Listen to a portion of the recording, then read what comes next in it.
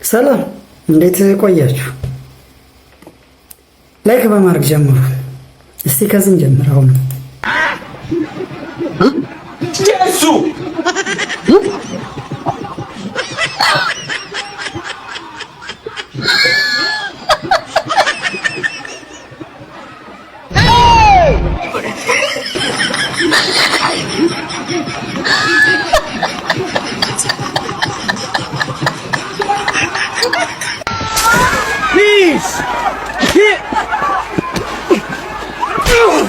He's off!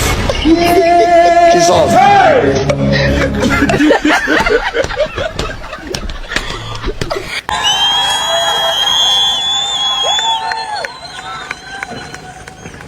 እግዚአብሔር ይመስገን። ያው ዛሬ እዚህ የተገናኘ ነው ታውቃላችሁ፣ ግልጽ ነው። በጠባቡ መንገድ ወንጌልን ለመስራት አብረን እንሩጥ በሚል ርዕስ ወንጌል በአዳማ ከተማ ለመስራት ነው ይህ ዓመታዊ ፕሮግራም የተዘጋጀው። እንግዲህ ያው ሸዋፈራ ያው ወንጌል ሊሮጥበት ይመስለኛል። እንግዲህ ወይላ አም ሶሪ ያው እንግዲህ ፕሮግራም አለ ይመስለኛልና ለማንኛቸውም ግን የመጀመሪያዎቹ የመንፈስ ስራ ግን አንዳንድ ጊዜ በጣም ከባድ ነው። ባይዘይ በጣም ይሄ አንዳንድ ቸርቾች ላይ የሚታዩ በተለይ እነዚህ አፍሪካውያን ናይጄሪያ፣ ሌሎች አፍሪካ ሀገሮች እነዚህ ፓስተሮች የሚያደርጉት ነገር በጣም ከባድ ነው። በርግጥ እንደዛ የሚያደርጉትም የሆነ ሚስጥር አለ፣ የጥንቆላ ሚስጥር ነው ምናምን ይባላልና ያው እንግዲህ እንደዚህ ያከረባብታቸዋል። በእውናቸው መስራት የማይችሉትን ነው እንግዲህ የሚያሰራቸው። ያው መንፈስ ከባድ ነው ለማለት ያን ነው። ወደ አሳዛኙ ዜና ትላንት የሆነ ነው ይሄ ነገር። እንግዲህ እነዚህ ገና ሮጠው ያልጠገቡ ወጣቶችን ለሀገር ብዙ ነገር መስራት የሚችሉ እኔ አይዶን ነው በአሁኑ ሰዓት በተለይ ወጣቱ ለምን እንደዚህ እያለቀ እንዳለ ራሱ እየገባኝ አይደለም። ብቻ ግን ያው ፋኖ ናቸው ተብለው ነው በግፍ በጠራራ ፀሐይ የተገደሉት የሚለው እንደ መረጃው ከሆነ ማለት ነውና በጣም ያሳዝናል። በጣም ከዚህ በኋላ ቅድስት ሀገር ኢትዮጵያ እንዳትሉ እሺ ፕሊዝ። እርኩስ ሀገር ኢትዮጵያ። የተወለድኩት አሰብ ነው። በእውነት አሰብጨው ለዛ ነው ያሰብጨው። ኢትዮጵያ ውስጥ ዛሬ ልጠቅልል የሚለውም ኢትዮጵያን አላወቃትም። ልገንጠል የሚለውም ኢትዮጵያን አላወቃትም። መገንጠልም መጠቅለልም አይሰራም። መስማማት በትብብር ሁሉም ያለውን ሀብት እያወጣ እንዲለማ አድርጎ መኖር ብቻ ነው የሚያዋጣው። እኔ እኚህ አባት የተናገሩት ነገር በቃ በደንብ ይስባል በእውነት። አንዳንድ ጊዜ በቃ ሰው አላት እቺ ሀገር። በእርግጥ ብዙ ተስፋ የሚያስቆርጡ ነገሮች ቢኖሩ እንዲህ አይነት የተጋረጠባትን አደጋ ለማለት ለመቀልበስ እንደዚህ በድፍረት የሚናገሩ ሰዎች አሉ። በቃ ምንም አይመጣብኝም ብለው እንዲህ አይነት ሰዎች አሁን በተለይ እንዲህ የሆነ ተምረው ትልቅ ቦታ ወይም ደግሞ ተጽዕኖ ፈጣሪ የሚባሉት እንዲህ አይነት ነገር ሲናገሩ እውነትም ወጣቱ ተስፋ ላለመቁረጥ ወይንም ደግሞ ተስፋ ያደርጋል። ብቻ የሆነ ስብሰባው ላይ የተናገሩት እጅግ ማራኪ ነገር ነው። ማንኛውንም መግዛት የሚችል ነገር ነው።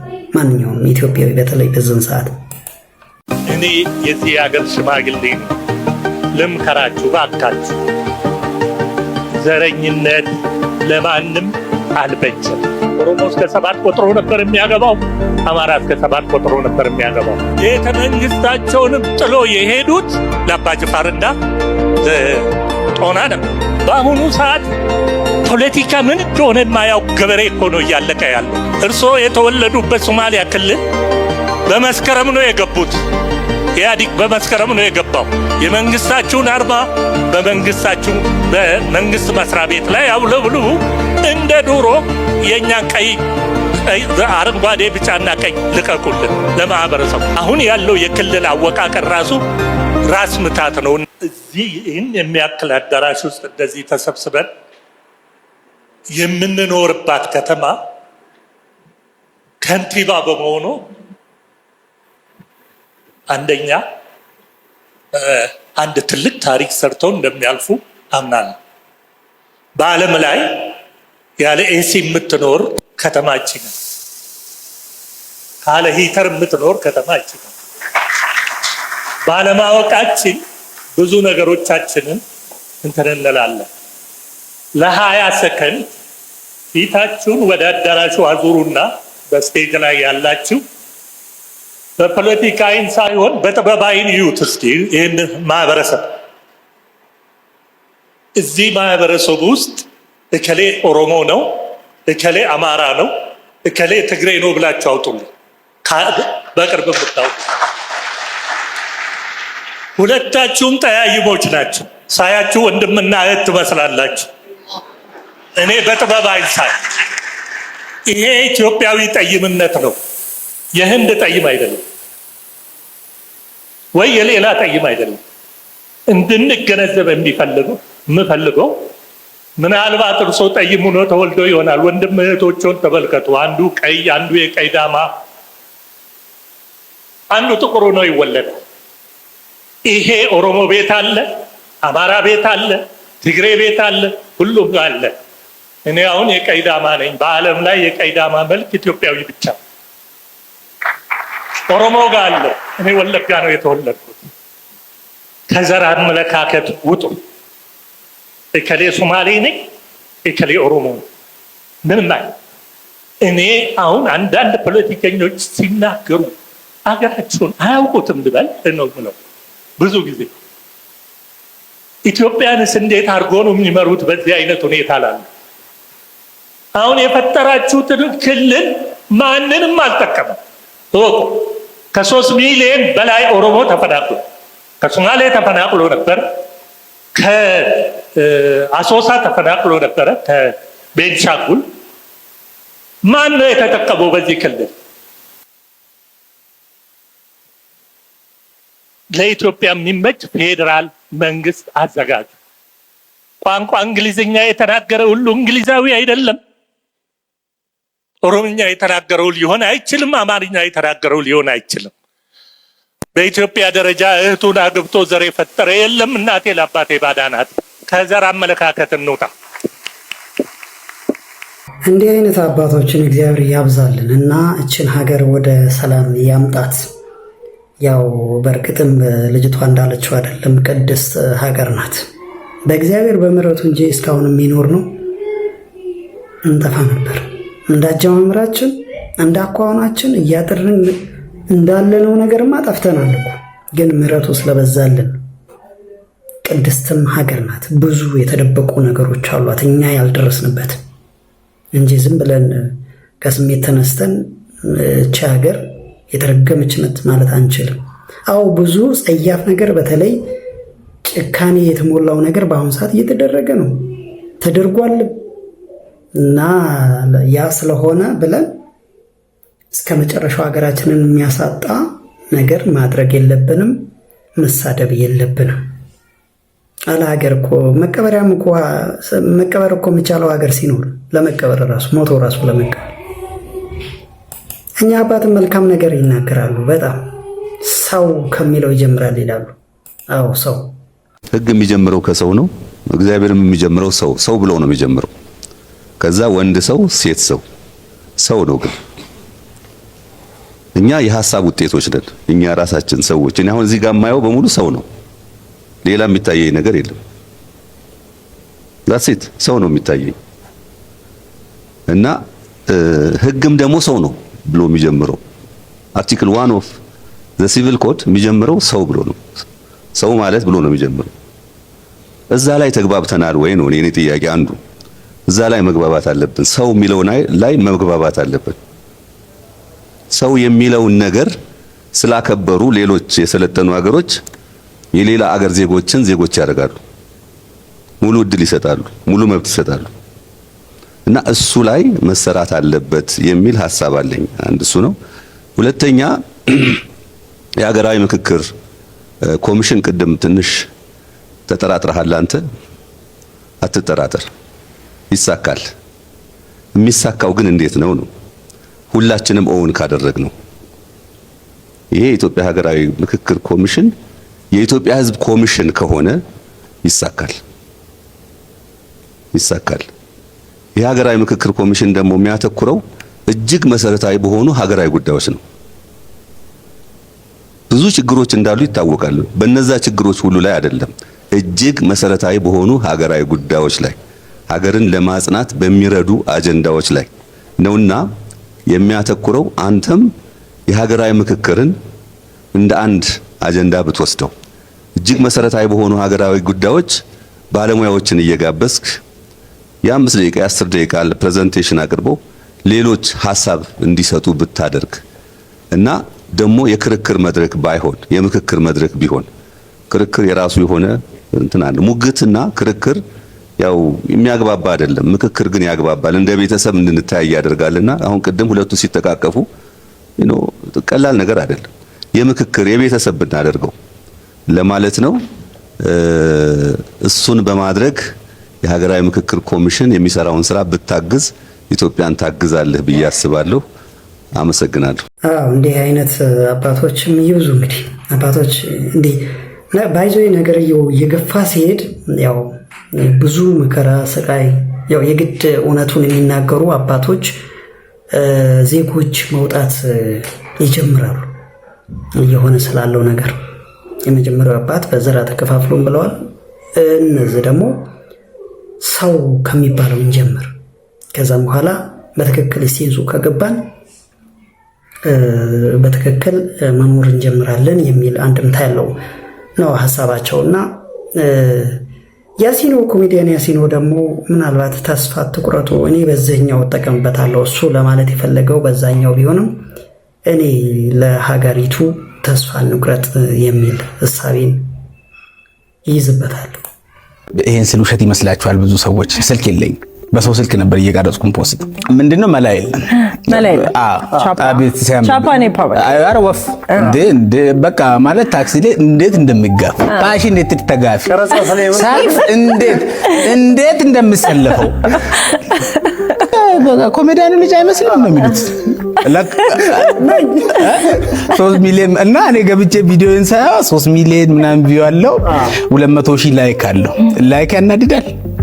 ከዛ ገብቼ እንዴት እንደምንወድ ሲለው ቢለው ኮሜንት ላይ ገብ እየራበኝ ነው ልበል እየራበኝ ብትወዱኝ ምንም አይዘላልኝ እና ከባድ ጊዜ ግን ምንድነው ኮንሲስተንሲ ማቆም አያስፈልግም። አሁን በጣም ብዙ ሰው ምንም ስልክ የለኝም ቲክቶክ ከጀመርኩ 2 ሳምንት ነው ማንም መልክት ማንም ያሉ ቪዲዮ ይሰራል። እኔ እኮ 3 አመት ምናምን እኮ ስልክ ከሰው በቃ ሰው ስልክ መቀፈል በቃ ሱስ ሆኖብኝ ነው ማለት ገብቷችኋል። ግን ምንድነው የተሻለ ቀን እንደሚመጣ አቅ ነበር። ጸጊ ኳስ እንደምትወድ ታውቃለህ? ኮሜንታተር ነው ግን የምትወደው ከኳስ يا جماعة انت كل تعرف هذا عمل ما مزوج بسلتني يسرفت نبر بسلتني በጣም የሚገርም ጦርፓቴ በሰብ እንግሪ ገባታት አልቫሬዝ ለሜሲ ዋባይ ኤዳን አኩም ኤዳ ወይ ከመጣ ዳጣሪ ያ አኩም ነቃ አይዋ ማሻአላህ ኤዳኩ ወይ ኤዳ ወይ በዱማክ ነቼ በዱማክ ወይ ቢጫ ዋባይ ወይ ቢጫ እኔ ያው እንግዲህ እንዳልኳችሁ ተስፋ እንቆርጥም ተስፋ ይቆረጥም ለማለት ፈልጌ ነው። እሱ ልክ እሱ እንዳለው እዚህ ደግሞ ወደ ቀድሞ ነገራችን እንመለሳ። ወደ ትምህርቱ እቺ ህፃን ልጅ ያው በትግርኛ ቢሆንም ያው እንግዲህ ምንድነው እሱ እየተናገረች ያለችው እኔ በጣም ስለማረከኝ ነው። የአቡነ ዘበሰማያት ጸሎት እየተረጎመችልን ነው። እስቲ እንስማት። ፍቃድካ ከምታ ሰማይ ዝኾነ ከምኡና ምድሪ ይኹን ማለት ሲ ኣብ ሰማይ ስታይ ፈቂዱ ተልና መላእክት ሲ ቅዱስ ቅዱስ እናበሉ ከመስግንዎ ከም ዝፈቀደሎም ንሕና እውን ኣብ ምድሪ ኮይና ወይ ድማ ብሂወት ሃሊና ቅዱስ ቅዱስ እናበልና ክነመስግነካ ወይ ድማ በረከትካ ክንካፈል ርድአና ወይ ድማ ሓግዘና ፍቀድልና ማለት እዩ። ቀፂልና ሲሳየነ ዘለለ እለትነ ሃበነ ዮም ናብ ትግርኛ ነናይ ዕለት ምግብና ሎማ ሃበና ነናይ ዕለት ምግብና ሎማ ሃበና ክንልከልና 3 ምግብታት ኣለውና። እቲ ቀዳማይ ምግቢ ኣብ ምድሪ ኮይና እንበልዖ ምግቢ እዩ። ካልኣይ ክቡር ስግኡን ቅዱስ ደሙን እዩ። ሳልሳይ ድማ ቃል እግዚአብሔር። ስለዚ ዞም ሰለስቲኦም ነገራት ሲ ኣይተስእነና መዓልቲ ሃብና እንግዲህ ፍቃደ በሰማይ እንደሆነ እንዲሁም በምድር ትሁን። ምንድነው በሰማይ የፈቀደው ደግሞ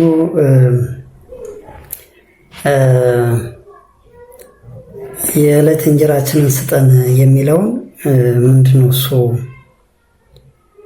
ትርጉሙ የሚለውን ነው በትክክል የነገረችን እና ቺዛል እደግልን እንደው በቤቱ ያጽናሽ ደስ የሚል አቀራረብ ነው ያቀረበችልን።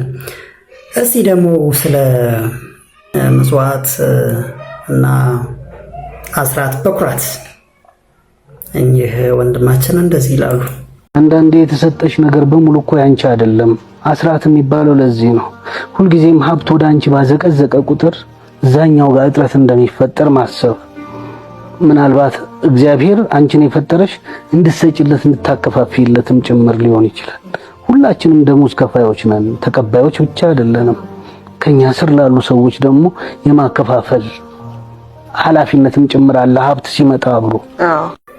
ትክክል። ስለዚህ ስጡ ነው፣ ስጡ ይሰጣችኋል። ያው ሁሉም የኛ አይደለም፣ እኛ ራሱ እኮ የኛ አይደለንም፣ የእግዚአብሔር የራሱ ነን። ስለዚህ ስጡ ነው። ያው ምንም ግልጽ ነው። ምናልባት በሌላ ቋንቋ ሲነገር አዲስ ይመስልናል እንጂ ያው የሚታወቅ ነው። እኚህ አባት ይላል ይህ ወንድማችን ዘጎልድ ነው፣ ጎልድ ኦርቶዶክስ ይላል። እንግዲህ አካውንቱ መልካም ነገር የቤተ ክርስቲያን መልካም ነገሮችን ያደርጋልና ለነዚህ ካህናት በገጠር የሚኖሩ ናቸው ይመስለኛል እና ልብስ ተክህኖን እንግዲህ ያስገዙተላቸዋል። ተባረክ። እኚህን አባት አስታወሳችኋቸው? እነሆ በእናንተ እርዳታ ከዛ ከተቀዳደደ አባቶቻቸው ለዘመናት ከተጠቀሙበት ልብሰ ተክህኖ ይሄው እንግዲህ በእናንተ እርዳታ ይህንን የመሰለ አዲስ ልብሰ ተክህኖ ገዝታችሁ የላካችሁልኝ እግዚአብሔር ይስጥልኝ። አባታችን እንደምን አሉ? እግዚአብሔር የተመሰገነ። ባለፈው ስመጣ ትዝ ይሎታል አይደል? አዎ ትዝ ይለኛል። የተባረኩት በፊትስ ልከውልን ነበር። እናንተም ደክማችሁ እዚያ የደከማችሁት እናንተንም ዋጋችሁን ይክፈላችሁ እግዚአብሔር። ተባረኩ እናንተም እነሱንም እንዲያው እግዚአብሔር ልጆቻቸው ይባረክ እግዚአብሔር።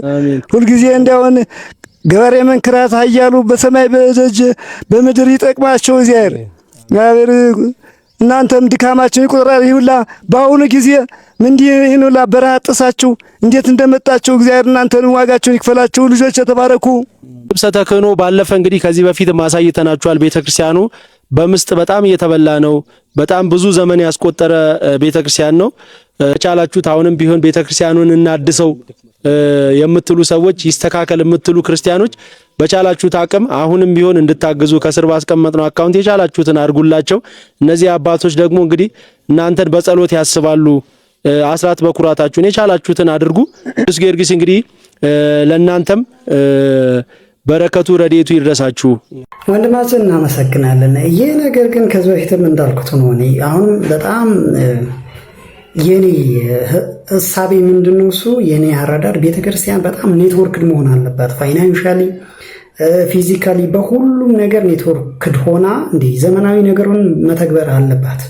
በተለይ ማለት ምዕመናንን ማዳን ካለባት ወይንም ደግሞ እረኛ ከሆነች እቺ ቤት ምዕመናን የህይወታቸውን እንዲያድኑ አይደለም ማለት የነፍስን ዋጋ እንዲያገኙ እስከሆነ ድረስ የተቋቋመች እቺ አሁን ባሉ የተማሩ በጣም ብዙ የተማሩ አሉ። በተለያየ ዘርፍ የተማሩ የሰው ኃይል አላት። ስለዚህ ምንድነው የሚቸግራት? አንዲት አጥቢያ ቤተክርስቲያን ምንድነው እሱ የሚቸግራት? በተዋረድ ማንን መጠየቅ እንዳለባት እንዴ! ዝም ብሎ እኮ የግለሰብ ድርጅት እኮ አደረጉት። ይሄማ ምንድነው ከሌሎቹ አሁን ለምሳሌ ቸርች ተብዬዎች ለምሳሌ የከሌ ቸርች እንደሚባለው አሁን ልክ እኮ እንደዛ እኮ እየሆነ ነው። ስለዚህ የሆነ አጥቢያ ቤተክርስቲያን አንድ ደከም ካለ እንዴት ነው እሱ? ይሄ ነገር እንድታስብበት ያስፈልጋል ባይ ነኝ። የፋይናንሻል ሲስተሙ በደንብ መስተካከል አለባት። የኔ ሐሳቤ ነው። እንግዲህ እንደዛ ነው እስካሁን የገባኝ ነገር። ከዚህ በኋላ የሚሻሻል ነገር ካለን ያላቀም እንግዲህ ወደፊት የሚገባኝ ሌላ ነገር ሊኖር ይችላል። ግን አሁን ላይ የተረዳሁት መረዳት ምንድነው ኔትወርክ ሆና ምንድነው የጎደላት? አንዲት የሆነች ቦታ ላይ ያለችው ቤተክርስቲያን ምንድነው የጎደላት? ምንድነው? ካህናቶች ናቸው? አገልጋይ ካህናት ወይስ ምንድነው? የነዚህ ግብአቶች ልክ አሁን የወንድማችን እንዳለው ምንድነው? ስለዚህ በተዋረድ መጠየቅ ያለበትን ጠይቆ ከዛን ከሴንትራል የሆነ ፋይናንስ ሲስተሙ እንታገኝበት እንደዛ ነው መሆን ያለበት ብዬ ነው የማስበው። አመሰግናለሁ።